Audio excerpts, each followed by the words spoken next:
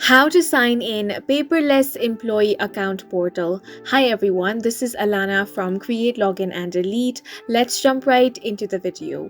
Paperlessemployee.com is an employee self-service site where you can access to your tax and pay statements from your employer as well as complete your tax withholding forms.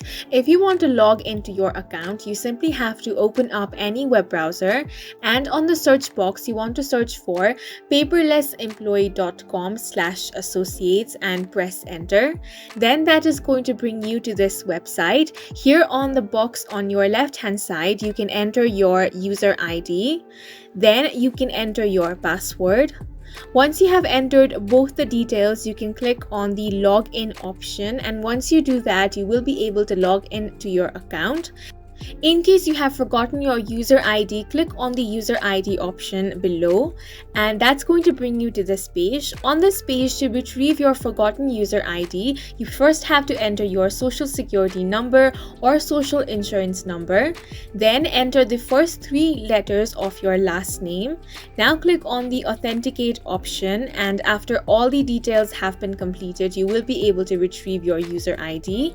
In case you have forgotten your password, click on the password option, and then from there you will have to enter your user ID. Then click on the verify user ID option. After that, follow the on-screen prompts and you will be able to reset your password as well. Now, if this is your first visit to the site, you have to create an account in order to access your employer's services. For that, click on the create account option. And now you will have to enter some of the details. Start by entering your associate ID, then enter your social security number or social insurance number. After that, enter the first 3 letters of your last name. Then check the box that says I'm not a robot. After that, you want to click on the authenticate and create account option.